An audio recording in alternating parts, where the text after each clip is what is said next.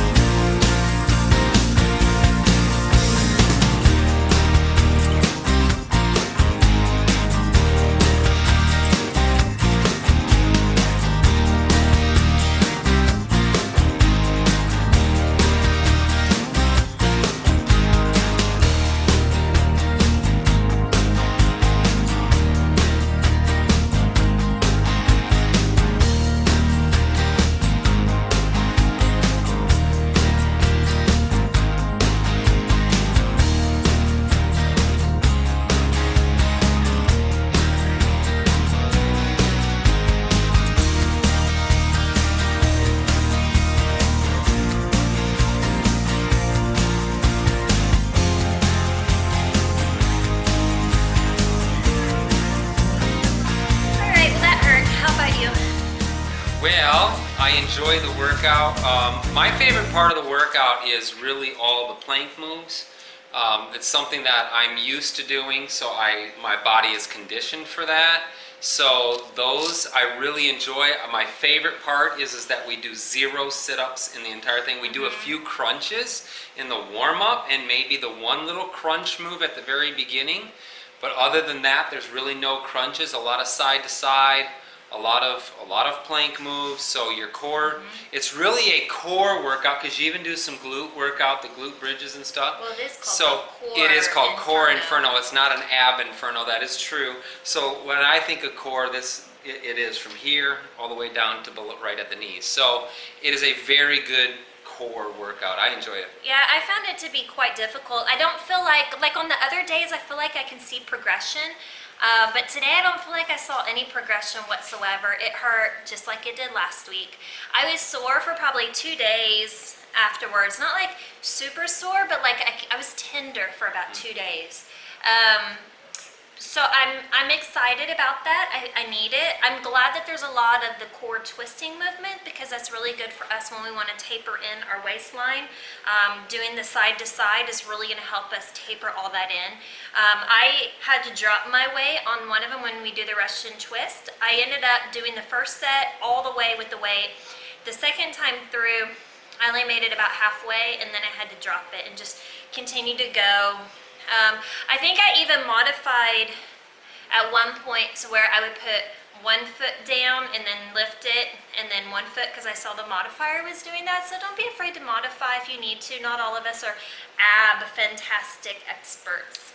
Yeah, and not only that, you want to make sure that you never feel it in your back. So if you start feeling it in your back, then your form is not good, and you're not using your abs anymore. You're using other muscles to be able to make those movements. One of the things I just was thinking about, you were talking about getting that V taper, that not V taper, but the taper in, kind of the V, yeah, at the waist. You want this kind of look right here. We see people at the gym all the time. This is a big pet peeve of mine. They get weights in each hand, and they do these side bends back and forth. It is like the worst exercise you can possibly do, because you're putting on muscle in the sides. The twisting movements, like the Russian twist and the legs side to side, and even the side planks that we're doing, it's so much better to get this look instead of a bulky look. So you get a more boxy look if you're doing these weighted side bends. It is a terrible exercise, and I think people see everybody doing that, and so they think it's a good exercise.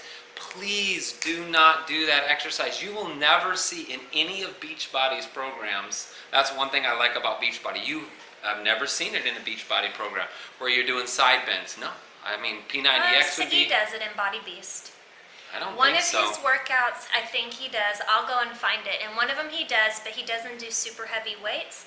But he does do it. Again, the people that mostly will do those are going to be more of your body builders that are trying to get just muscle mass. And for them to have a larger torso makes sense, because they want to have an overall larger appearance. But if you don't want an overall larger, thicker appearance, then definitely, like Philip was saying, don't do that. Or if you do, use very light weights. You don't want to build muscle there. That is not this area. First of all, it's my problem area where a lot of men have a problem area there. I was thinking men mainly. We have our little love handles or whatever, and if you build muscle there, you could have muscle and it just looks like, in appearance, it looks like fat. So we want to try to slim that down. Not we, but if you do. I definitely. Yes, you do. Okay, but otherwise, I think it was really good. The plank moves were difficult for me, again, especially the second round through, because I was already exhausted from the first round. Really good ab workout, and we only do abs once a week, it seems like. This is only our second time doing core. Right. So it just goes to show, a lot of times we'll go in programs and stuff, you'll see where they want you to do abs 2-3 times a week. You don't really need to. Really, abs, I know we've all said it before, abs are really made in the kitchen.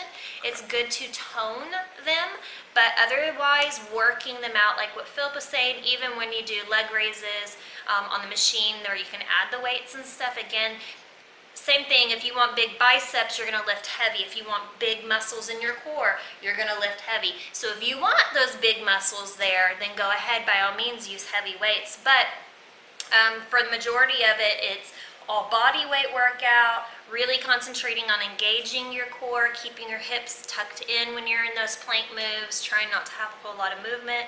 Really good. Don't need to do it. Watch your diet, and that's where your abs will really come from. However, I think I already have abs. Yeah, it only takes two rounds of this, and you'll have abs. It's guaranteed. And matter of fact, you just watch the television. There's lots of programs out there. 6-minute abs, 8-minute abs. You can get them. It's super simple. No, you have to eat properly. Eat good. Eat good. We have chicken parmesan. But I will say, in all of these in this program, this is core day. This is focused on that. But every day we've been hitting our core. You don't realize how much you it's your hit stability. your core. I mean, just doing high knee runs or whatever. If you feel your abs while you're doing those, your abs are working. So any of those kinds of things that they have us doing just as cardio days, whatever, we're getting our core. Yeah. Our core is getting hit more than one time. I think that's why it hurt so much today. Absolutely. Because so much core cardio yesterday. Yeah, we didn't do core cardio. Oh, it was upper body. I had to use it to hold myself while I was doing all my upper body movement. That's probably what it was. What Yeah, it was. they were worn out from that. They're tired. Yeah. Tired. I'm not sore, speaking of. I thought, guys, I thought this arm was gonna be sore today, but I am not sore at all. That's good. It burns when you're doing it though, that's for sure. Frustrating. Yep. Frustrating. Frustrating because you're not sore? Yes, because I feel like if I'm not sore, I didn't go hard enough. Felipe. Okay, okay. I like to be sore because it means I What's tore your name them. in Spanish? Casey. All right, we'll see you another day.